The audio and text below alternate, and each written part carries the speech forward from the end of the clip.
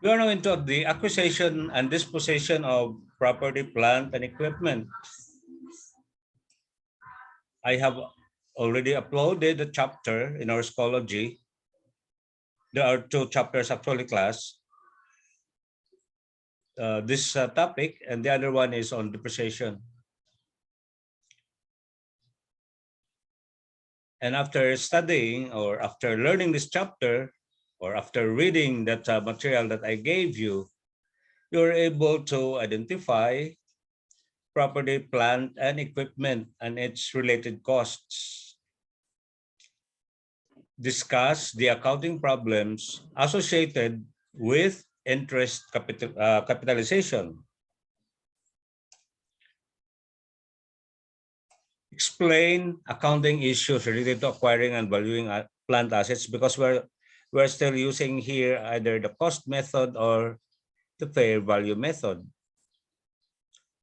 Then how do we describe or how do we treat accounting for costs subsequent or after the PPE has been acquired? And then also, how do we record disposal of PPE?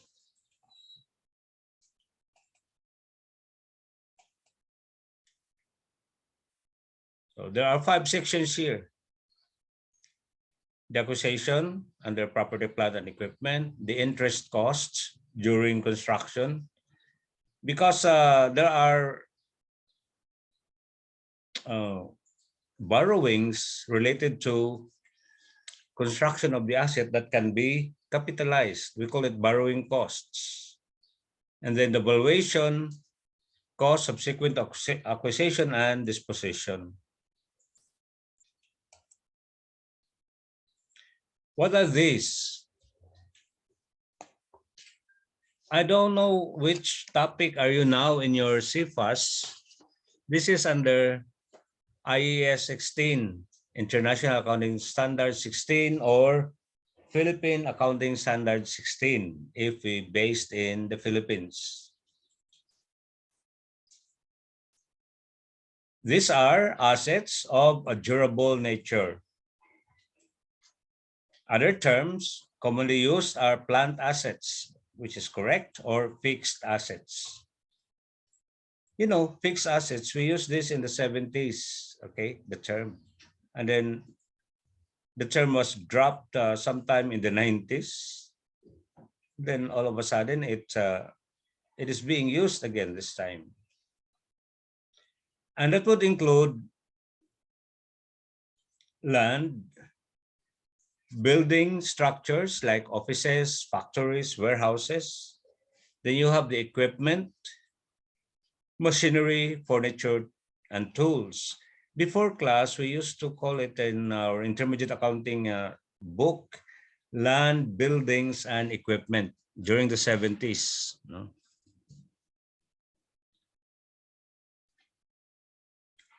And of course, the common examples of PPE are itemized in Philippine Accounting Standard 16. I don't know whether you are given the notes, no? Because in intermediate accounting, while we discuss here the application, we need to refer to the standards. The PPE are used in operations and not for resale, meaning we are constructing a building because we want that building to become our factory building or an office building. We don't want to sell it. We don't want to lease it. Because if you are planning to build a building and you want to rent it out in the future, that is for rental, that is covered by another standard, and it is not under property, plant, and equipment. Of course, it's long-term in nature and usually depreciated 5 years, 10 years, 15 years, 20 years, so forth, and so on.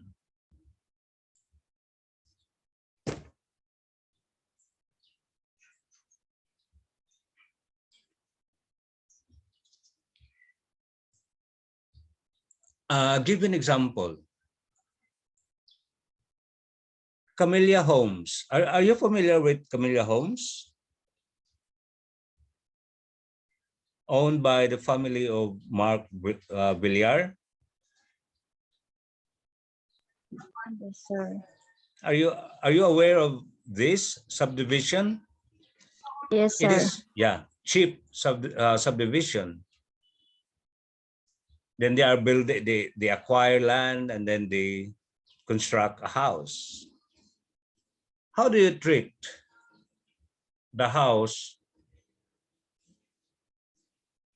constructed by Camellia Homes? Because when you buy the house, that already include, of course, the cost of the land. Although, for simplicity purposes, we are always thinking that we are buying the house. Okay, but of course, you already own the land, the lot. How do you treat those houses built by Camellia or any other subdivision companies?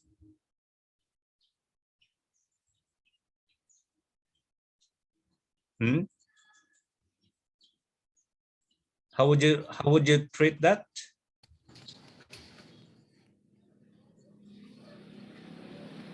Yes, sir. Camellia Homes is engaged in construction of houses. They are actually a developer, right? Developing subdivisions, building houses, and then selling the houses once those houses are complete. How would we treat the houses or residences built by Camellia Homes?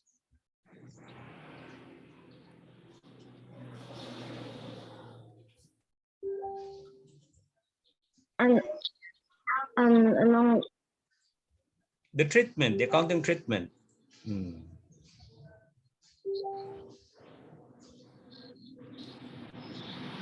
How?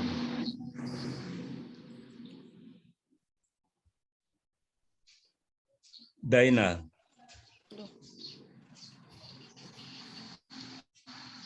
Janil,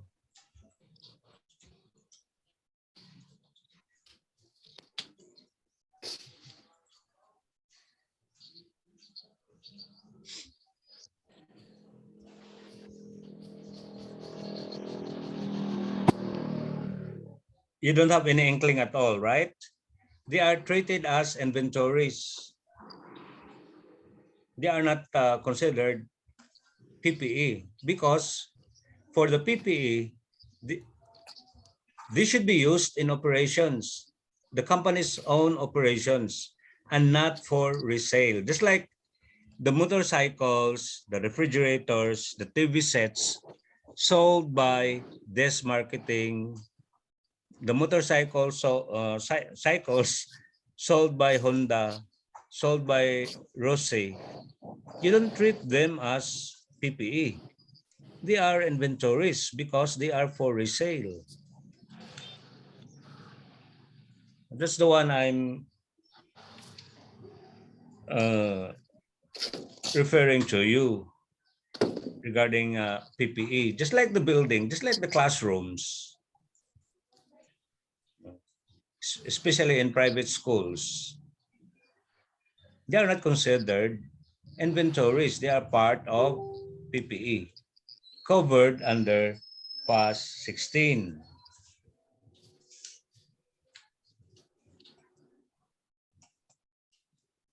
and possesses physical substance.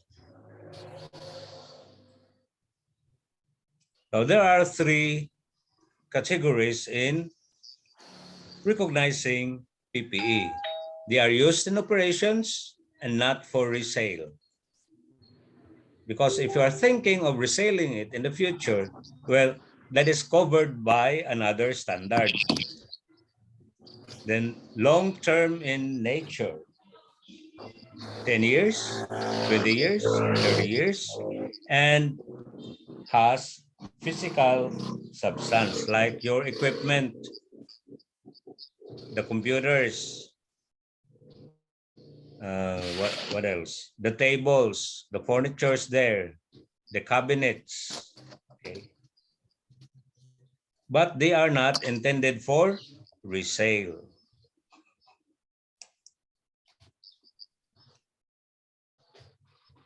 Regarding acquisition,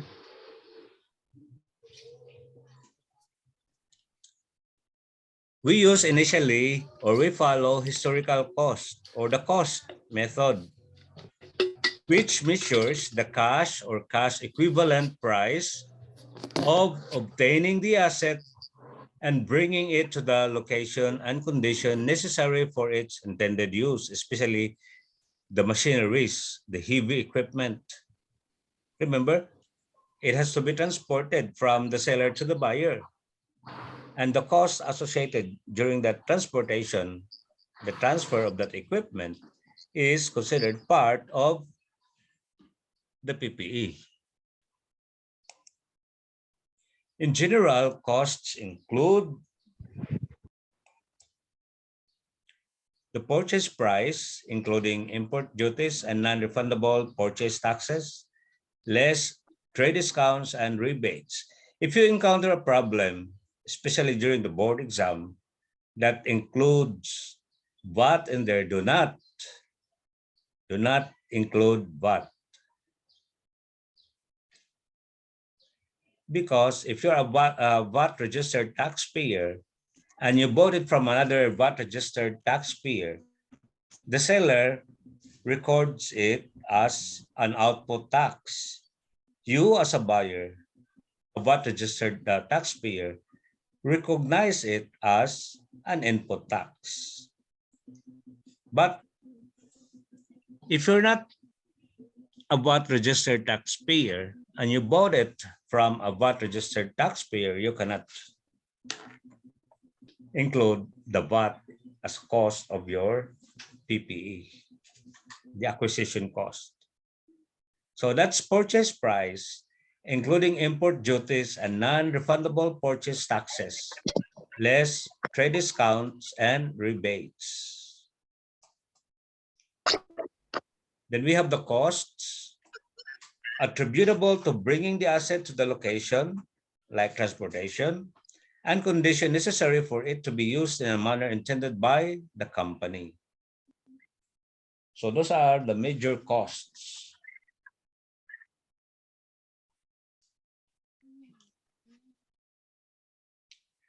For valuation purposes, we have to make sure that it is for long-term use and can be measured reasonably.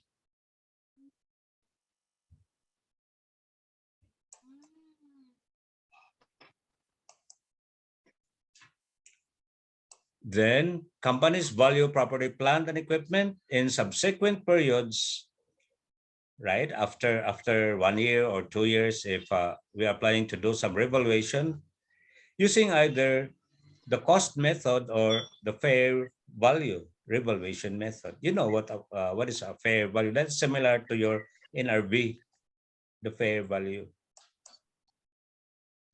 NRV for inventories. Then cost of land. All expenditures made to acquire land and ready it for use. And cost would normally or typically include the purchase price,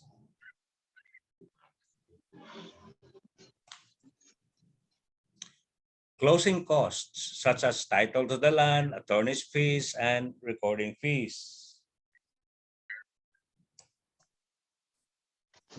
Cost of grading, filling, draining, and clearing the area.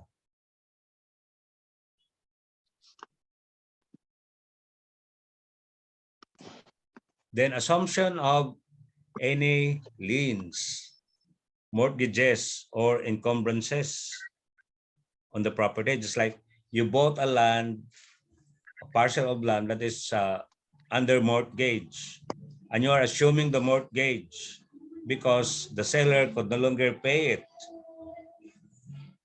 The loan he or she obtained from the bank.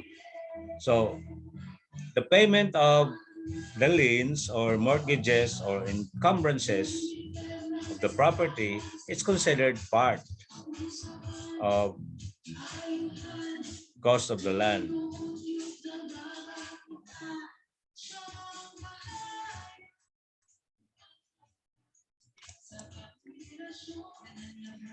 And then additional land improvements that have an indefinite life can be considered as part of the cost of land.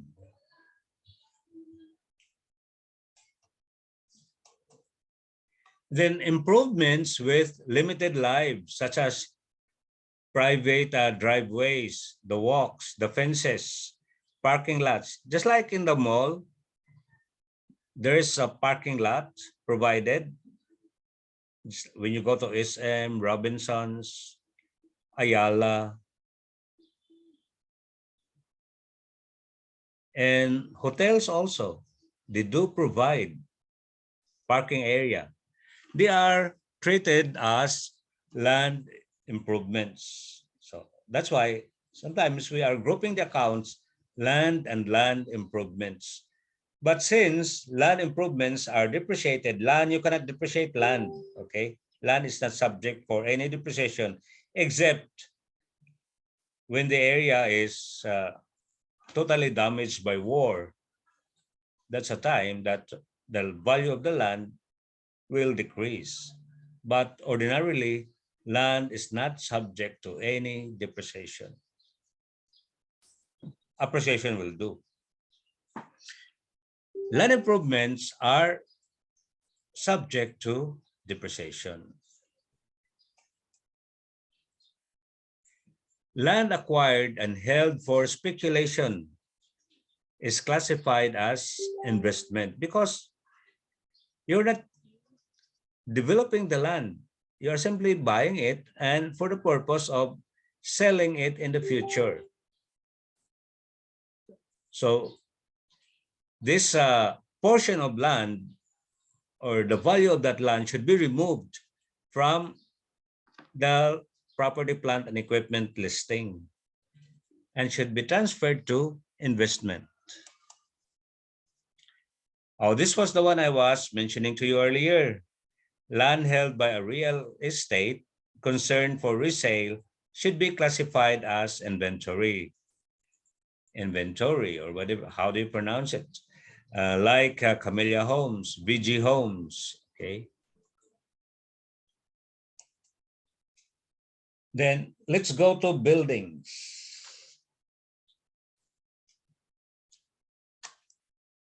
The cost of the buildings includes all expenditures related directly to acquisition or construction.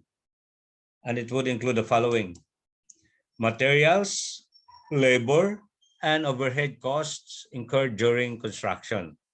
Why materials are included here? It's like you are buying the gravel, the sand, the hollow blocks, the steel bars. They are your materials. Labor, payment for your construction worker. And overhead costs, of course, would include utilities like water or the electricity used in constructing the building or welding the steel bars, okay? Professional fees and building permits, just like the building permit we obtained from the LGU, the Municipal Engineering Office. Companies consider all costs incurred from excavation to completion as part of the building costs. Equipment. So we include delivery equipment, what else? Office equipment, machinery, furniture and fixtures, furnishings, factory equipment, and similar fixed assets. The cost would include the following: the purchase price, freight and handling charges, insurance on the equipment while in transit, cost of special foundations if required, assembling and installation costs, and costs of conducting trial runs. Beyond that, additional expenses incurred are now treated as your ordinary expenses. They ain't going to be capitalized.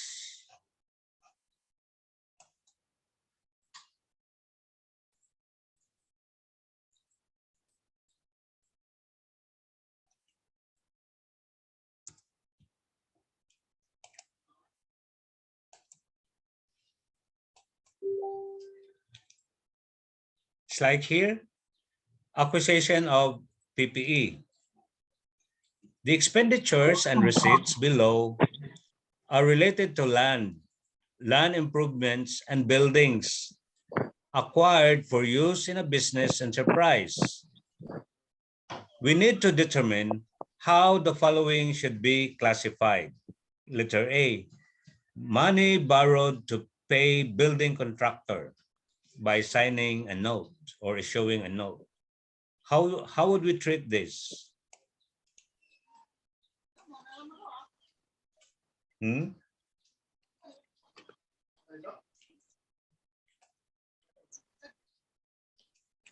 How do we treat this one? The money borrowed to pay a building contractor. So this should be treated as notes payable first because the building is not yet complete.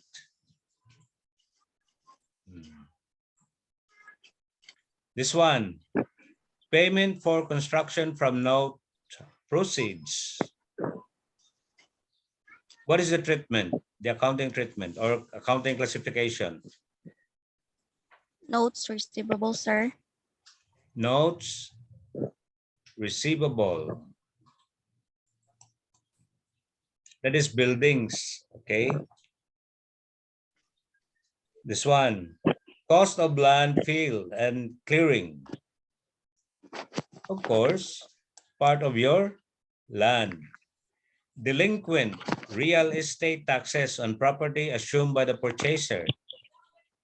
Again, land.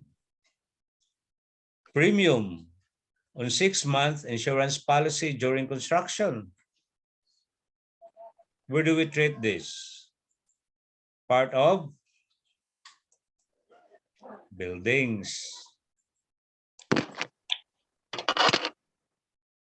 This one, refund of 1-month insurance premium because construction completed early.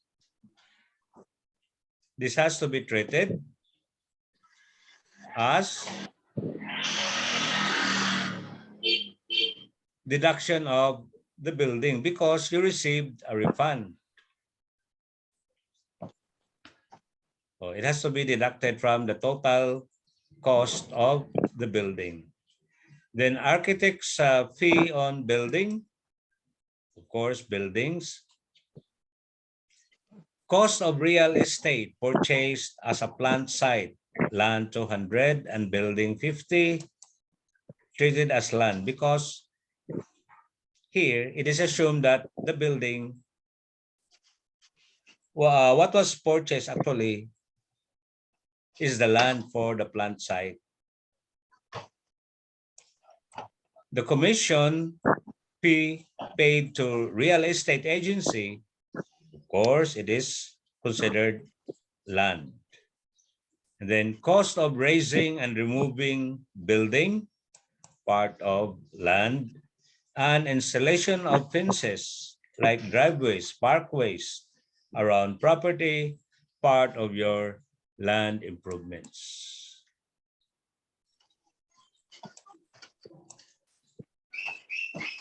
Proceeds from residual value of demolished building. Again, deduction of the land. Then interest paid during construction on money borrowed for construction, part of the building.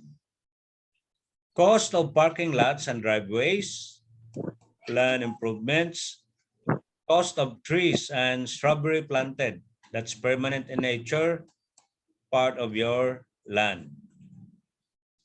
And then excavation costs for new building, still part of your building.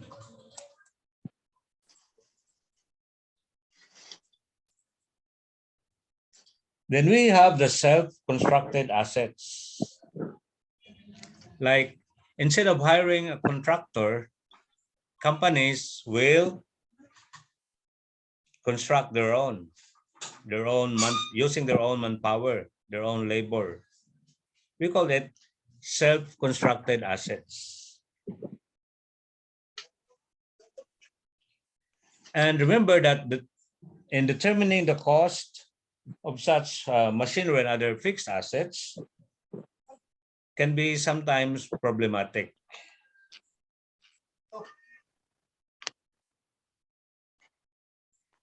And without a purchase price or contract price, the company must allocate, we are told under PAS 16, allocate costs and expenses to arrive at the cost of the self-constructed assets. And the cost would include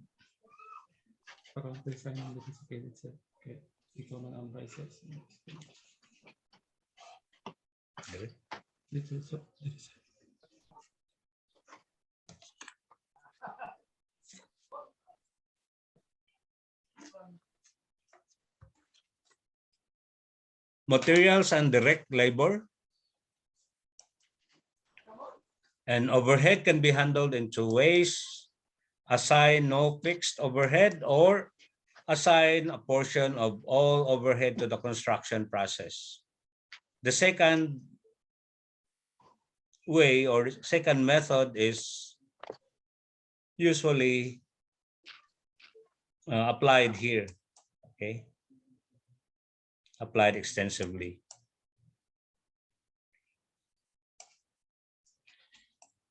Then interest costs during construction.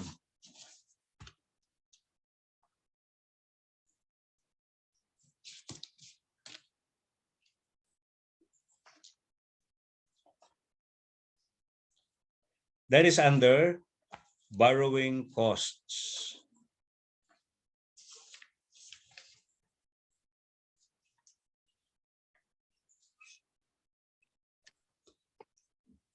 The core principle under PAS 23 or Philippine Accounting Standards 23, borrowing costs that are directly attributable to the acquisition, construction, or production of a qualifying asset are capitalized as cost of that asset.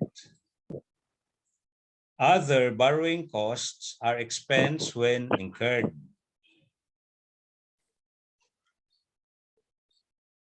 What is a qualifying asset?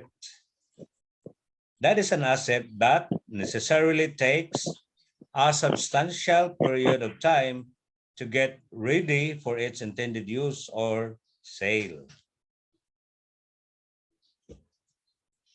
And there are three approaches suggested to account for the interest incurred in financing the construction.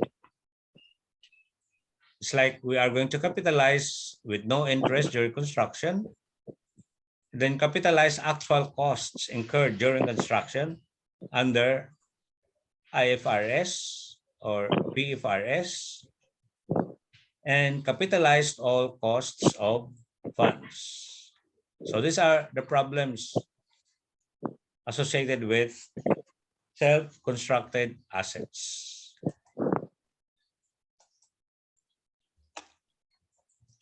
Then we have the interest cost during construction. IFRS requires capitalizing actual interest with modification, and that is considered consistent with historical cost. Capitalization considers three items: qualifying assets, the one I was talking to you earlier, capitalization period, amount to capitalize. The examples of qualifying assets as given in past 23 borrowing costs, inventories that take a long period of time to produce. They are not your usual sardines or whatever. Then items of PPE, just like building, that take a long period of time to construct or to get ready for intended use.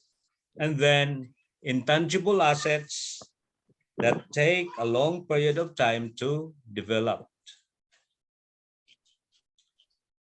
Under past 23 borrowing costs, the following are not qualifying assets. These are financial assets. It's like cash, accounts receivable, cash and cash equivalents, okay? Inventories that are routinely produced over a short period of time or are mass produced on a repetitive basis. Assets that are ready for their intended use or sale when acquired. Assets measured at fair value.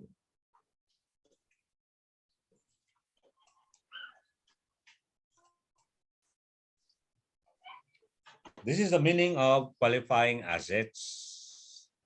Require a substantial period of time to get them ready for their intended use or resale.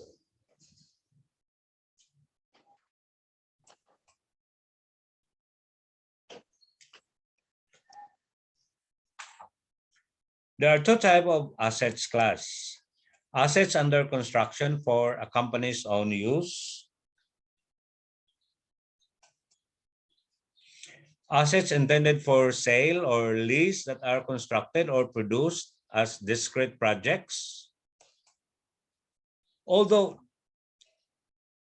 they are in different locally authored accounting texts, this is not included in the PPE, but in a different chapters.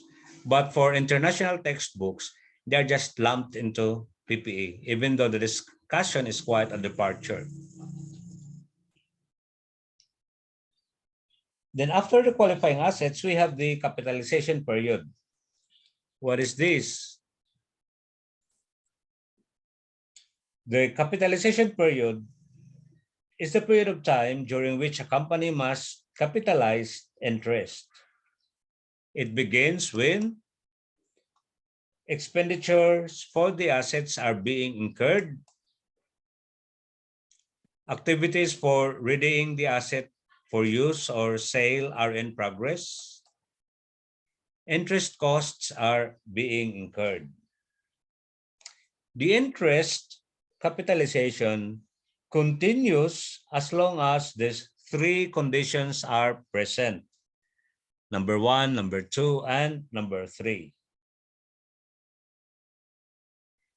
The capitalization period ends when the asset is substantially complete and ready for its intended use.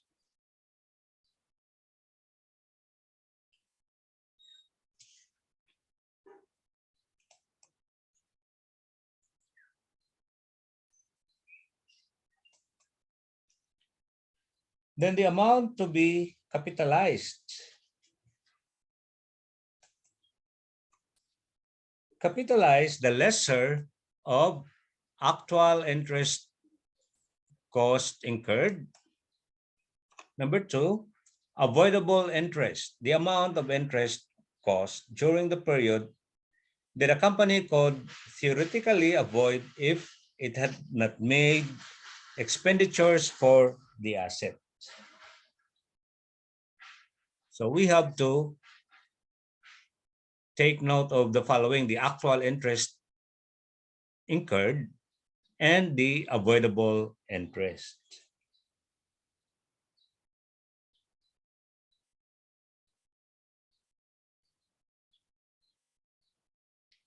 For instance, If the actual interest cost for the period is given, just 90,000, and the avoidable interest is 80,000, the company will capitalize only up to 80,000, not the entire 90,000. Or if the actual interest cost is 80,000 and the avoidable interest is 90,000, it is still capitalized up to 80,000. That's why we have here capitalize the lesser of or uh, the lower of the actual interest cost incurred and the avoidable interest.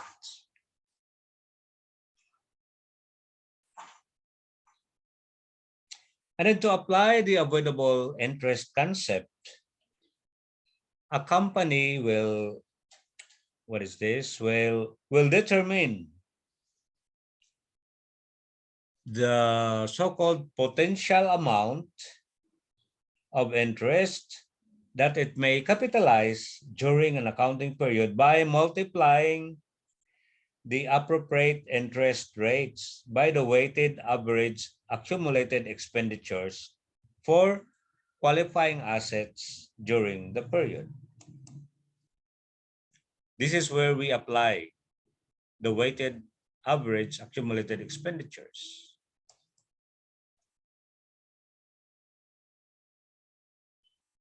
Or sometimes fraction of a year or accounting period that it can incur interest costs on the expenditure. To illustrate, assume that Hanring Group decides to build a warehouse estimated to take 17 months to complete starting in 2019. The company makes the following payments to the contractor in 2019. 240,000 on March 1, 480,000 on July 1, and 360,000 on November 1.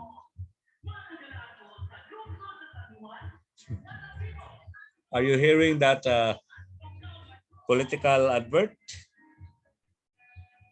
class? These are simply disturbances because the election is fast approaching. I hope this time you are you eligible to vote? Yes, Hmm? sir. Yeah.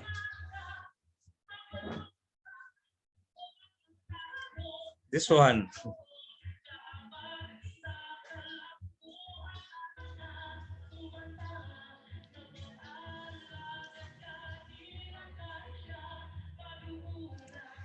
Oh.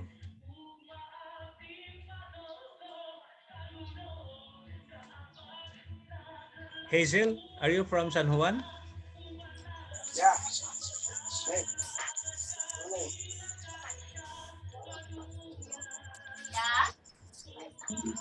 Oh my God.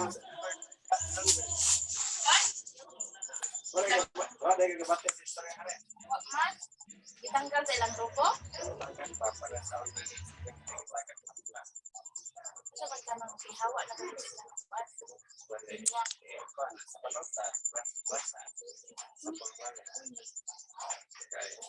Pero wala na, registered naman sila sa COC. Sa grupo nga ganila para sa aming person ba na ila kung draft lang ipuli si Corey. So, dili na siya valid ini maputar lang ito. Valid yapon pero sa ilang mga tao linya sa linya dili nila pagputaran. No, na sila mahimo oy kay kusog ka dos imar. Kasi gagang para sa kanila. Tama ko si imar to. Ikaw na si imar kasi pa with draft na. Oo,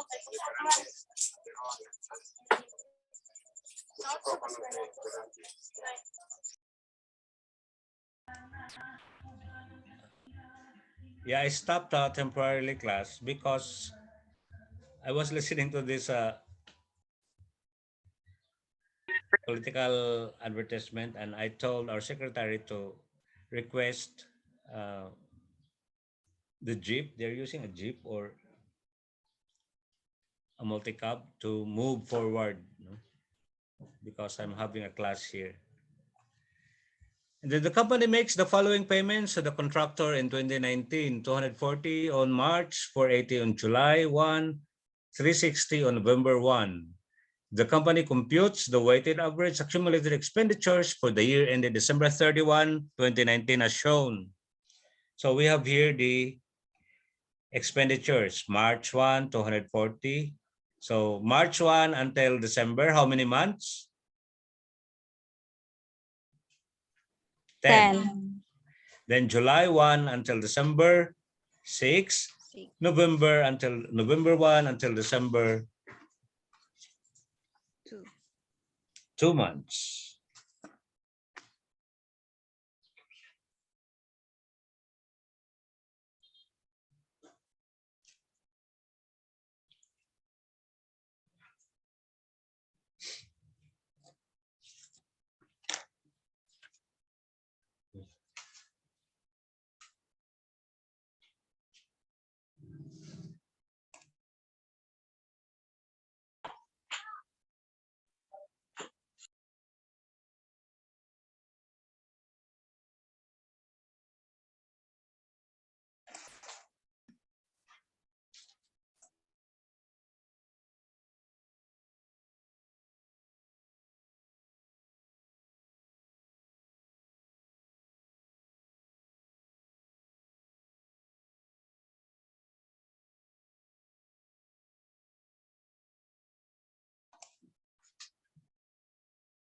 And then this is the weighted accumulated expenditures, which is 500,000.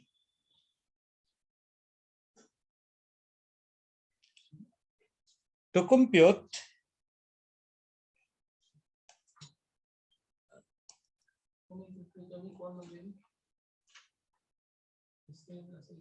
hundreds, okay, weight the expenditures by the amount of time that it can incur interest on cost, okay.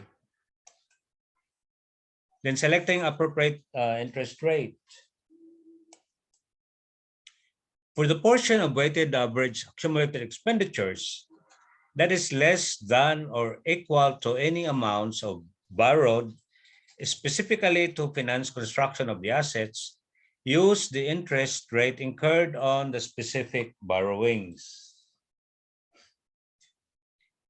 Number 2, for the portion of weighted average accumulated expenditures that is greater than any debt incurred specifically to finance construction of the assets, use a weighted average of interest rates incurred on all other outstanding debt during the period.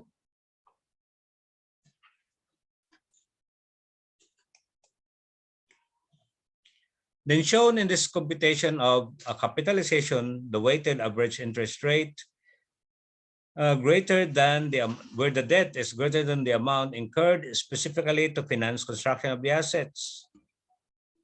So you have here a total of for the principal, that's 7,600,000. The interest, that is 12%, 72, 9%, 180, 7.5%, 375. And then total interest, you divide it by the total principal, that is our capitalization rate. Oh, this is similar to your effective interest rate computation.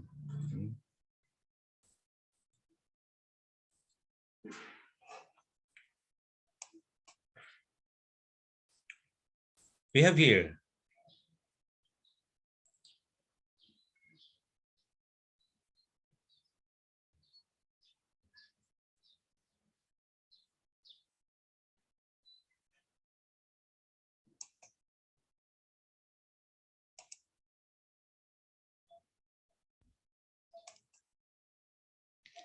then we have here the following funds borrowed, no? January, March, May, December. The total fund is 1,500,000.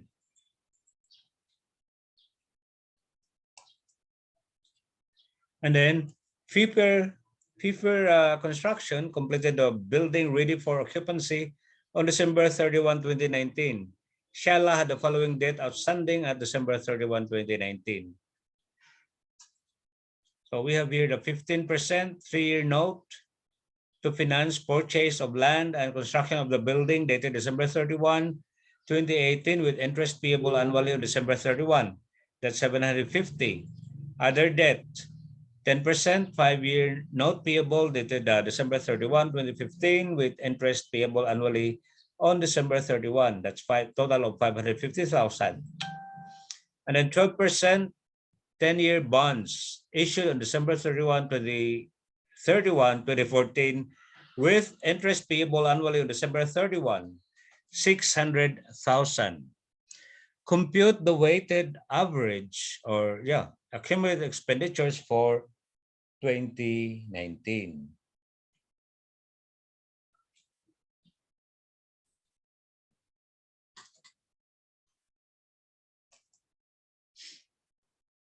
So we have here January 1, 210,000, 300,000, 540,000, and 450,000.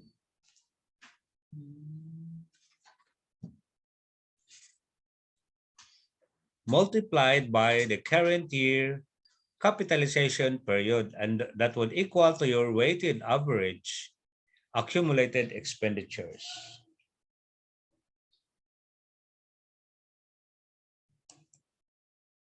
January 1 to December 31, that is 12 over 12. March, that's 10.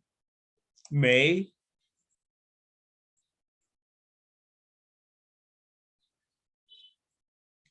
then December 31, this is 0. Why? That's already December 31. If this was December 1, but the problem says it's December 31. So there's no interest here. That's why it is 0. So the weighted average accumulated expenditures would total to 820,000.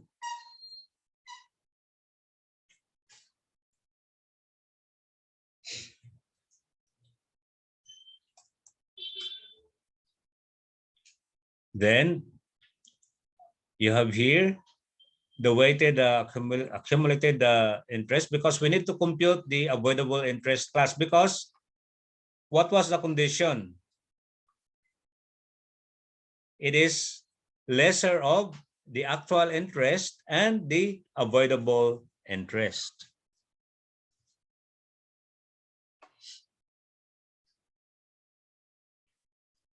That is 15% on the note, construction note, and then 70,000. That is here over total principal of 1,150,000 equals 11.4%. Then 70,000 multiplied by 0.1104, the capitalization rate, and then this is your total avoidable interest.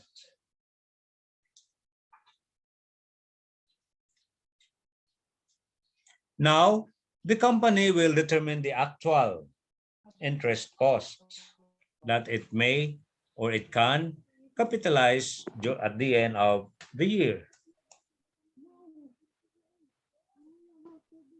Construction note 750 multiplied by 10%, then 550, the 5-year note, and then the 600,000 10-year bonds. The actual is 239,500.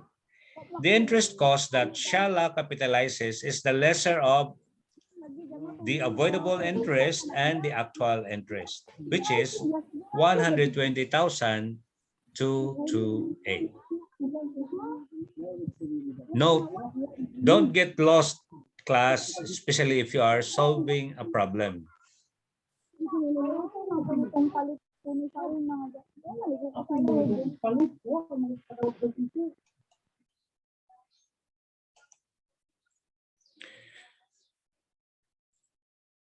So it's a long, actually, it takes longer class, no?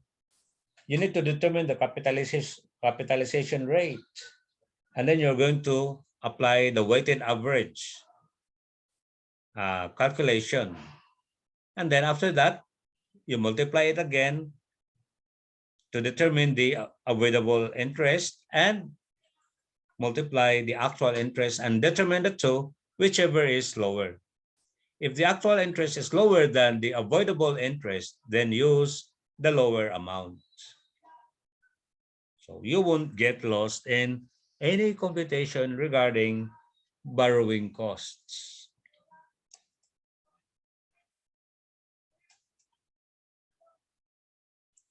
And these are the journal entries.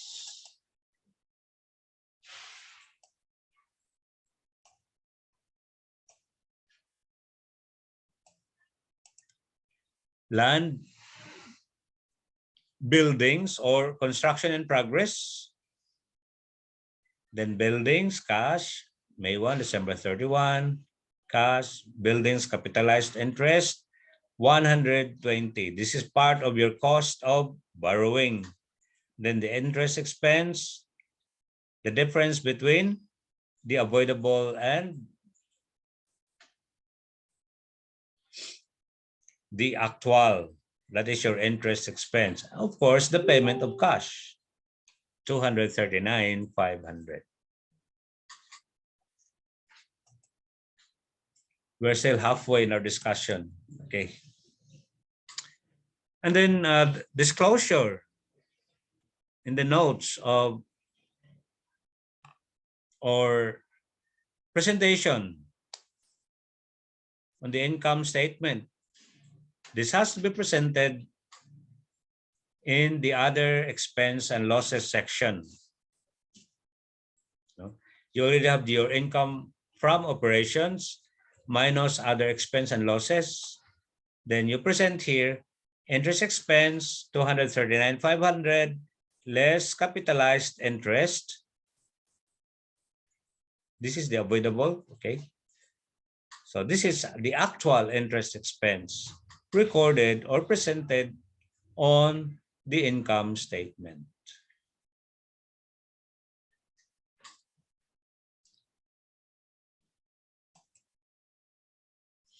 Then we have some issues, special issues related to interest capitalization. One is expenditures for land. If land is purchased as a site for a structure, interest cost capitalized during the period of construction are part of the cost of the plant, not the land or the building, no, the plant building.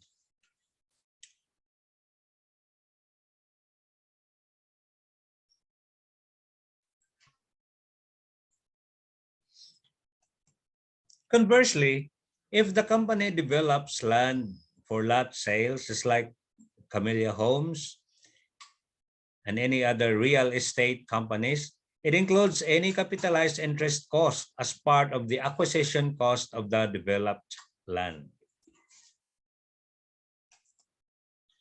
Then number two is interest revenue. In general, companies should not offset interest revenue against interest cost unless earned on specific borrowings. It's like you borrow money. Okay, of course, if you borrow money, you are paying interest expense. But the money you borrowed, because there were some delays or whatever, you merely deposited it or you merely invested it short term and earned interest revenues. This should not be offsetted class, no? That's the general rule, unless it is earned on specific borrowings. So that is another story here. Companies should record property, plant, and equipment at the fair value of what they give up or at the fair value of the asset received, whichever is more clearly evident. So there is no hard and fast rule regarding the recording of property, plant, and equipment. Under valuation. Okay. Then we have the following. We're going to observe the following: cash discounts, deferred payment contracts. Okay, assets purchased on long-term credit contracts are valued at the present value. So the valuation method here, when you encounter a problem or when you solve a problem pertaining to deferred payment contracts, what you have in mind should be the computation is based on the present value. For lump sum purchases, you have to allocate the total cost among the various assets on the basis of their relative fair value or fair market values.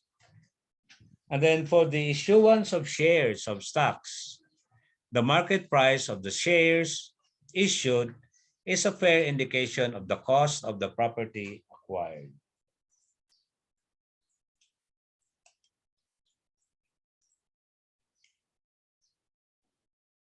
Then exchanges of non-monetary assets ordinarily accounted for on the basis of the fair value of the asset given up or the fair value of the asset received. This portion class, there was no change even in the previous years that we were reading or we were following the US, no, the US standards. We call it SFAS, Statement of Financial Accounting Standards.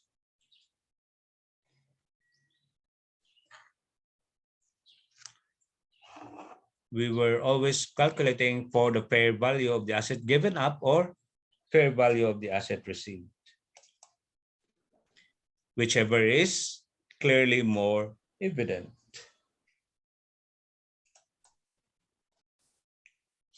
Companies should recognize immediately any gains or losses on the exchange when the transaction has commercial substance. If that is considered negligible, maybe you can simply defer it. Exchange has commercial substance if the future cash flows change as a result of the transaction. That is, if the two parties' economic positions change, the transaction has commercial substance. Then for the type of exchange, exchange has commercial substance, recognize gains and losses immediately. If it lacks commercial substance, you can defer gains and losses.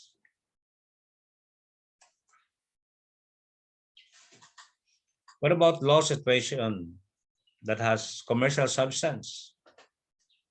Companies recognize a loss if the exchange has commercial substance. What is the rationale here? Companies should not value assets at more than their cash equivalent price. If the loss were deferred, assets would be overstated.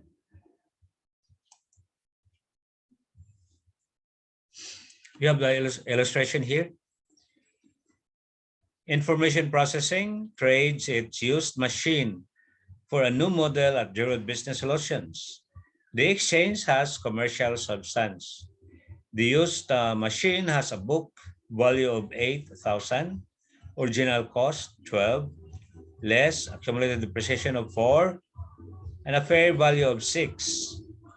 The new model lists for 16,000. Jirod gives information processing a trade-in allowance of 9,000 for the used machine. Information processing computes the cost of the new machine as follows. The list price, which is 16,000, minus the trade-in allowance, which is 9, the cash payment due, and then the fair value of used machine, only 6, while the, okay, what happened? Only 6. Remember the cost, the book value is 8, but the fair value is 6. That's why we carry 6, the fair value. Then the cost of new machine is now 13,000 from a list price of 16. Why? There was a trade-in.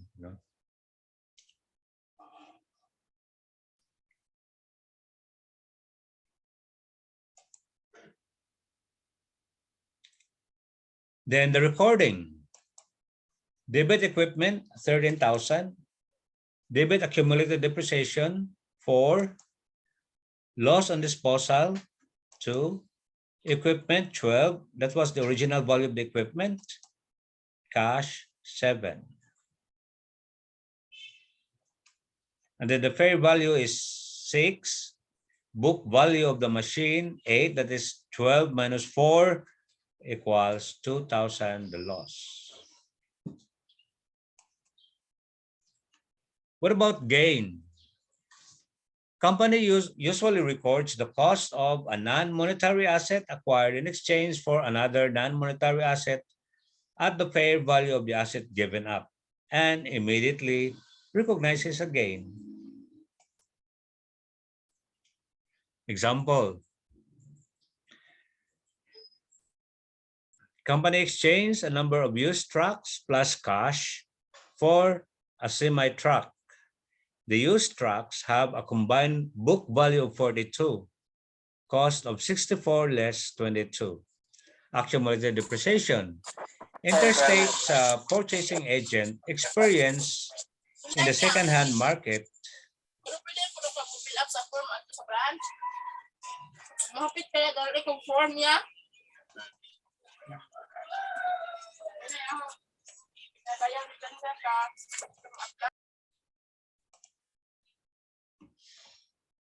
Interstate's purchasing agent experience in the second-hand market indicates that the used trucks have a fair value of 49,000. In addition to the trucks, Interstate must pay 11,000 cash for the semi-truck.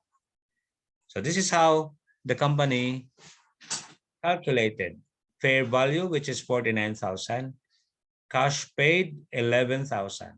Total is 60,000.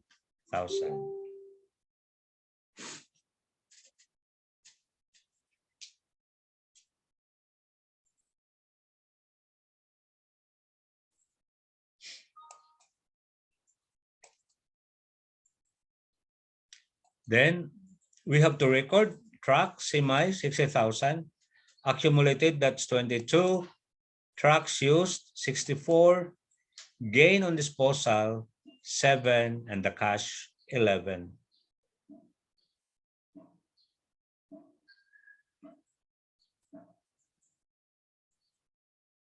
The fair value is 49,000, but the book value is only 42,000.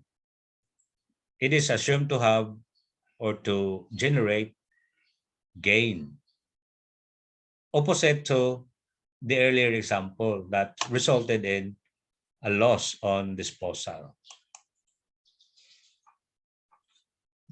Lacks commercial substance. Now assume that Interstate Transportation Company Exchange lacks commercial substance. Interstate differs the gain of 7,000 and reduces the basis of the semi-truck. So we have the illustration. From 60,000, it becomes only 53,000.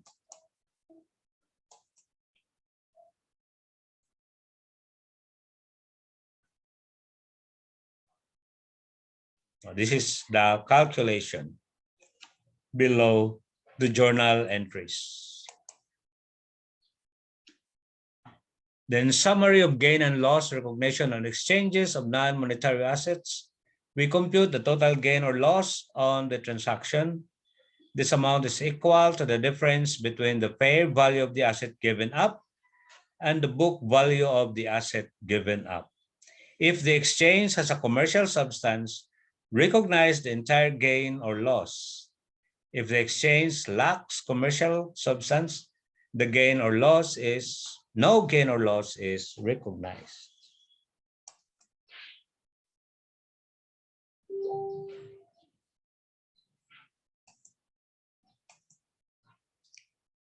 And disclosure in the notes would include the nature of the transactions, method of accounting for the assets exchange, and gains or losses recognized on the exchanges.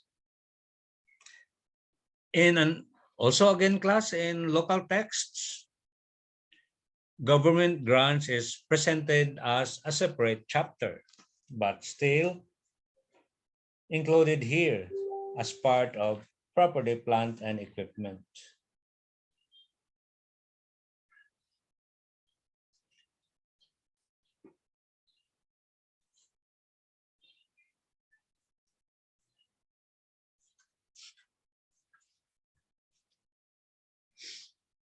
That is covered under PAS 20 or IAS 20, accounting for government grants and disclosure of government grants.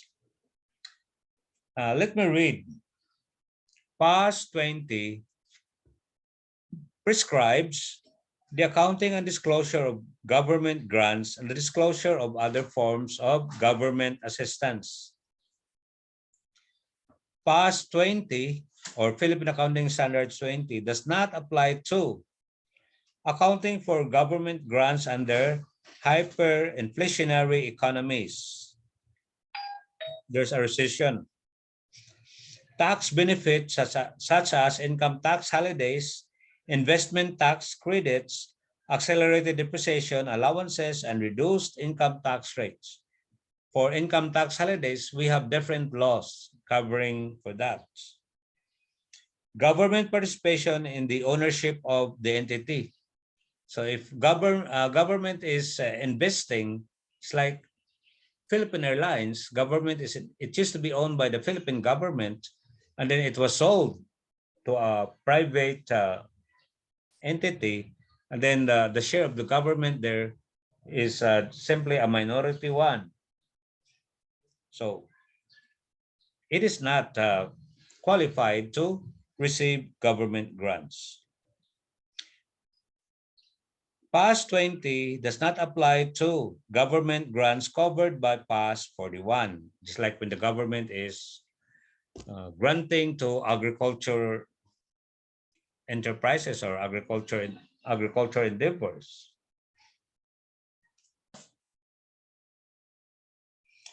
Government grants, sometimes they are, according to PAS 20, called subsidies, subventions, or premiums.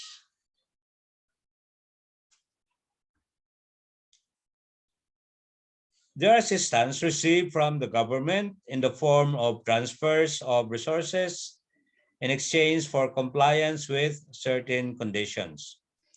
Examples of government grants: receipt of cash, land, or other non-cash assets from the government subject to compliance with certain conditions.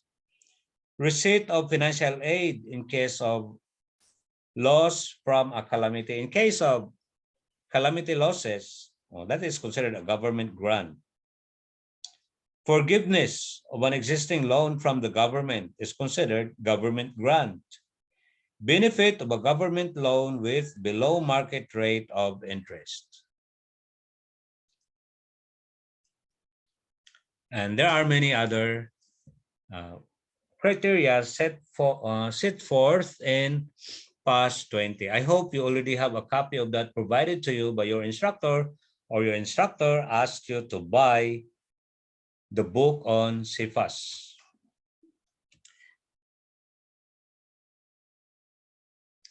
IFRS requires grants to be recognized in income, that is the income approach, on a systematic basis that matches them with the related costs that they are intended to compensate.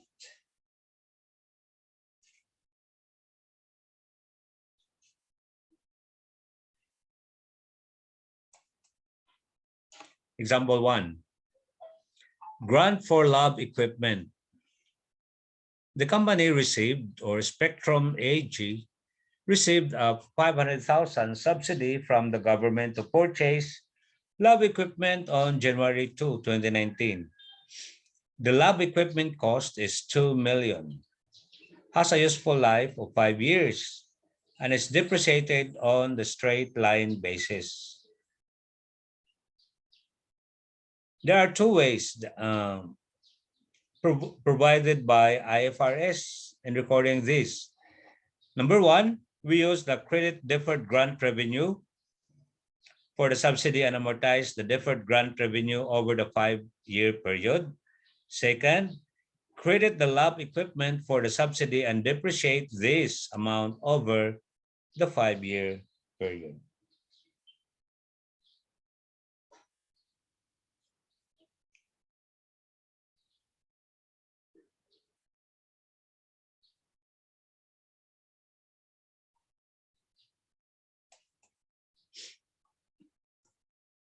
If the beneficiary or the grantee chooses to record deferred revenue of 500,000, it amortizes this amount over the 5-year period to income. That's 100 per year. The effects on the financial statements at December 31, 2019 are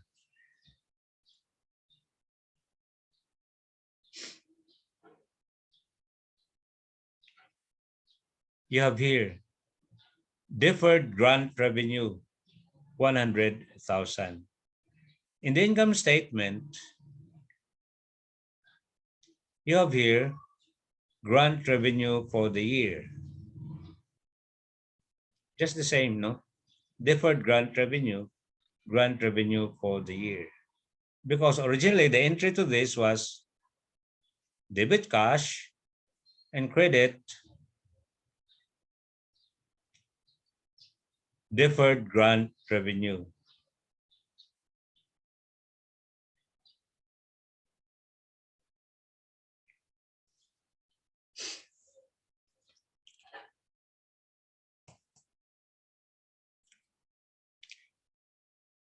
The second is if Spectrum chooses to reduce the cost of the lab equipment, so we have here 1,500,000 less accumulated depreciation, that's 1,200,000.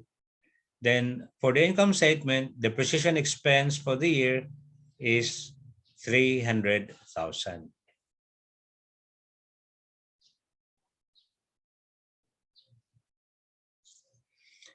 The first item class, there was an amortization done by Spectrum. And then grant for past losses. That's allowed in past 20. Flyaway Airlines has incurred substantial operating losses over the last 5 years. The city Plentyville does not want to lose the airline service and therefore agrees to provide a cash grant of 1 million to the airline to pay off its creditors so that it may continue service. Because the grant is given to pay amounts owed to creditors, meaning the company is rehabilitating. It's like Philippine Airlines before was rehabilitated by the government. Flyaway Airlines should record the income in the period it is received. Cash, 1 million. Grant revenue, 1 million. If the conditions indicate that Flyaway must satisfy some future obligations, then it is appropriate to credit deferred grant revenue and amortize it over the unappropriate periods in the future. The deferred grant revenue class is similar to your unearned revenue or deferred revenue when you studied accounting 1. Then grant for borrowing cost. Borrowing cost, we discussed it earlier. That's why we compute the avoidable interest and the actual interest. The avoidable interest and the difference between the amount paid is your interest on or the capitalized interest. Flyaway, the city of Puerto Aloa, is encouraging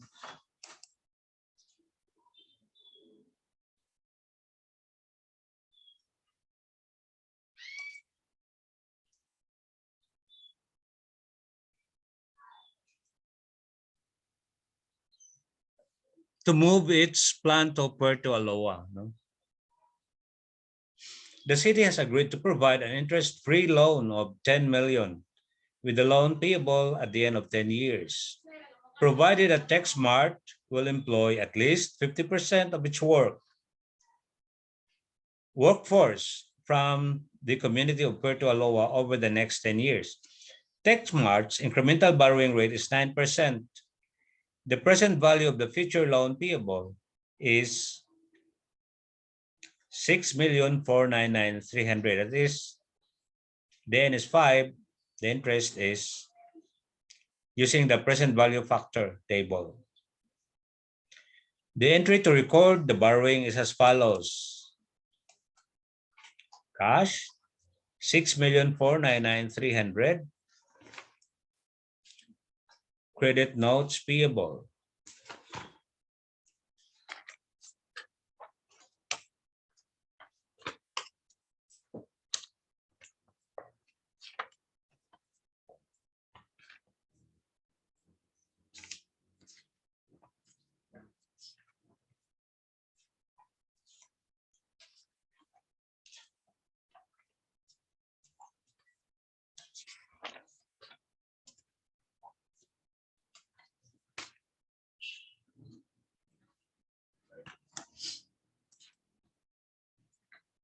In addition, using the deferred revenue approach, the company records the grant as follows. Cash, 3,500,700, something like that.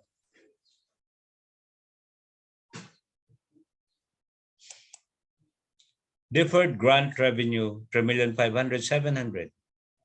TechSmart then uses the effective interest rate to determine interest expense. That is 9% of the present multiplied by the present value. So, and then the company will also decrease the deferred grant revenue and increases grant revenue by 584,937.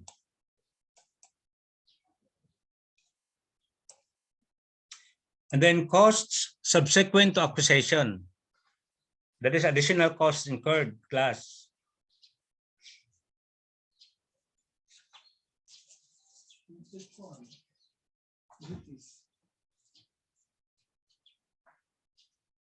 Recognize costs subsequent to acquisition as an asset when the costs can be measured reliably and it is probable that the company will obtain future economic benefits.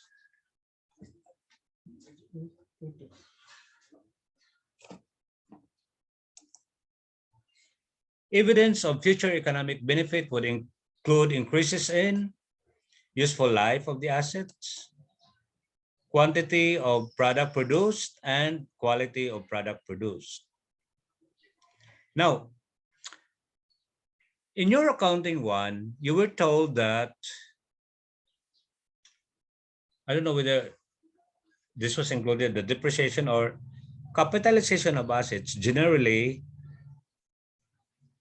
we will treat it as a capital expenditures if it would include the following: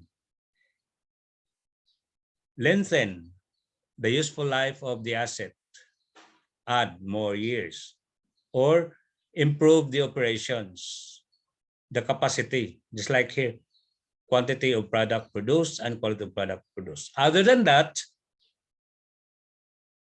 Expenditures incurred should merely be treated as ordinary repairs. We need to determine, or we need to provide evidence of future economic benefit. These are the three preconditions requirement. Then we have the major types of expenditures. Additions,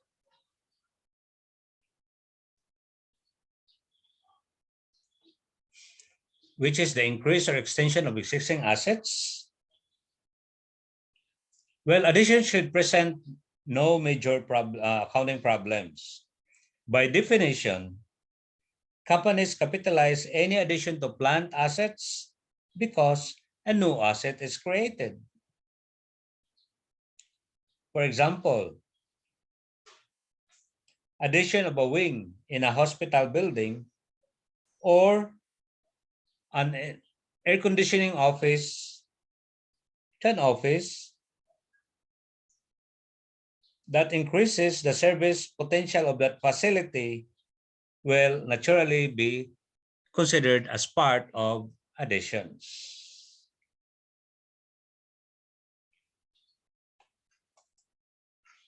Improvements and replacement, substitutions for a better or similar asset for an existing one. When we talk of improvement here, we are referring to betterment.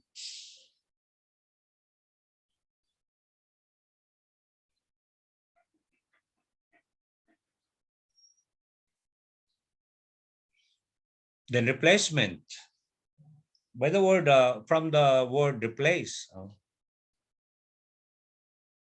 That is simply substitution of a similar asset. It's like a wooden floor is replaced by another wooden floor. Or you already have the tiles there, but you are replacing it with another set of tiles. That is part of replacement. Rearrangement and reorganization, movement of assets from one location to another.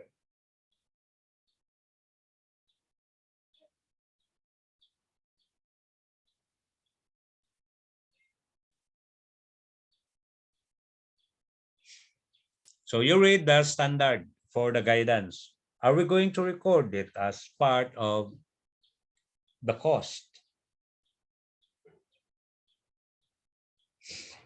There's a question whether the costs incurred in this rearrangement or reorganization are capitalized or expensed. Well,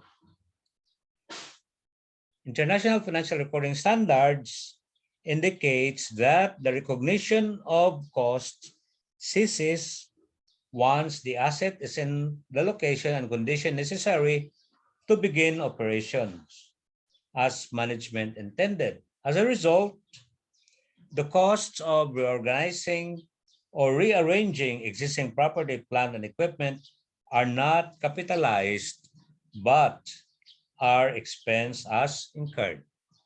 They're simply rearranging. Take note, although they are considered major types of expenditures. Repairs, expenditures that maintain assets in condition for operation.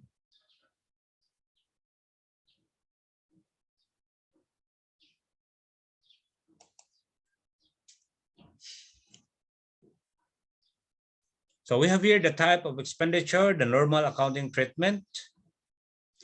Additions, capitalized cost of addition to asset account, improvements and replacement, remove cost and accumulated depreciation of an old asset, recognizing any gain or loss, capitalized cost of improvement replacement, rearrangement and reorganization, expense cost of rearrangement and reorganization costs as merely expenses.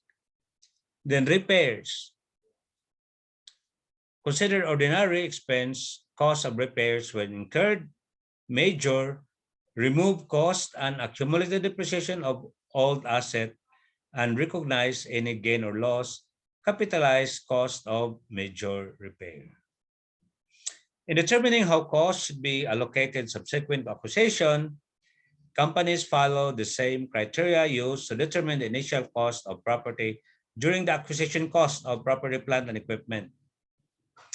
They recognize costs as an asset when the cost can be measured reliably and it is probable that the company will obtain future economic benefits. Other than that, any expenditures incurred for maintenance operations and it is recurring in nature, then that is simply treated as ordinary expenses. Then retirement or disposition of plant, property, and equipment. Okay. A company may retire plant assets voluntarily or dispose of via sale, exchange, involuntary conversion, or abandonment. And then depreciation must be taken up to date of disposition. You know, depreciation will be our topic tomorrow.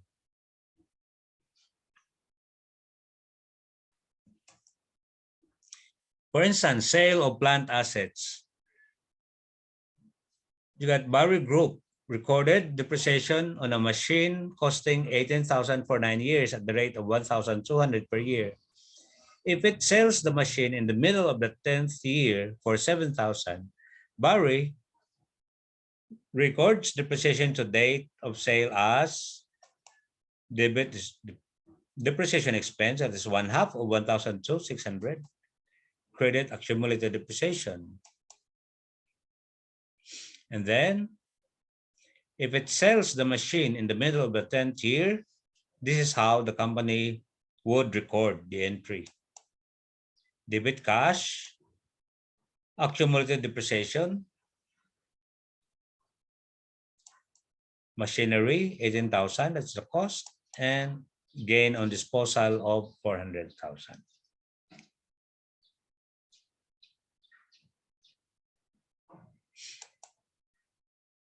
Then we have involuntary conversion. Sometimes an asset service is terminated through some type of involuntary conversion such as fire, flood, theft, or condemnation. Then what will the company do? Companies report the difference between the amount recovered, for instance, from condemnation award or insurance recovery, if any, and the asset's book value as a gain or loss. They treat these gains or losses like any other type of disposition. You have the illustration here. Camel Transport Corporation had to sell a plant located on company property that stood directly in the path of an interstate highway. Camel received 500,000, which substantially exceeded the book value of the land of 150,000 and the book value of the building of 100,000. The cost is 300,000, less accumulated depreciation of 200,000. Then the following entry is made. Cash, that's the amount received. Accumulated depreciation, 200,000. And credit buildings, 300,000. The cost is given. Land, 150. That's the book value. This given also. That's 450. And then the gain on disposal of plant assets, 250,000.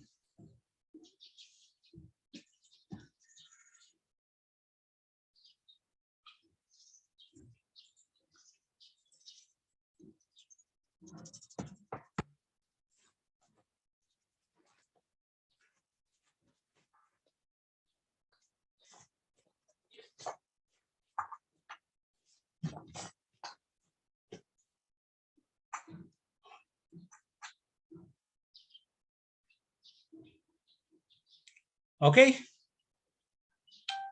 that is our discussion for the day. Tomorrow we continue with the property plant and equipment, and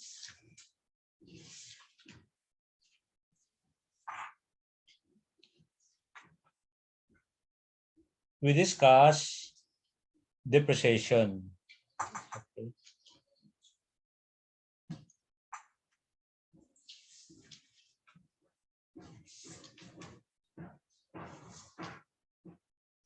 And then assets impairment. This is a short chapter class, followed by intangible assets and then investments afterwards.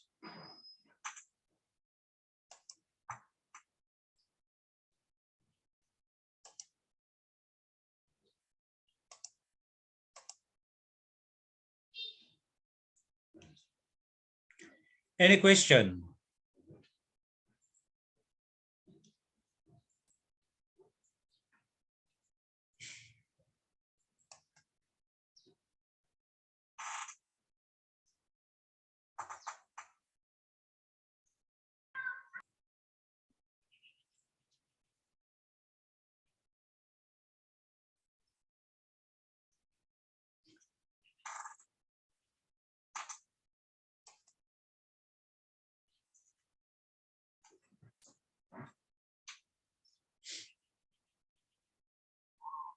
None?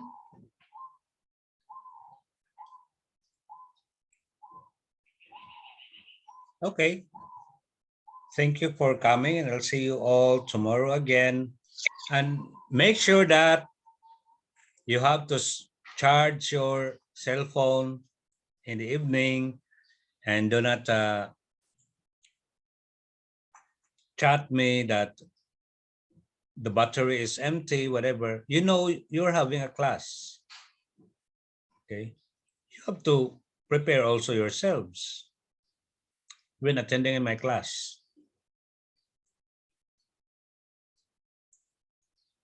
Hmm? Noted, sir. Thank you. So bye for now. We see each other tomorrow morning.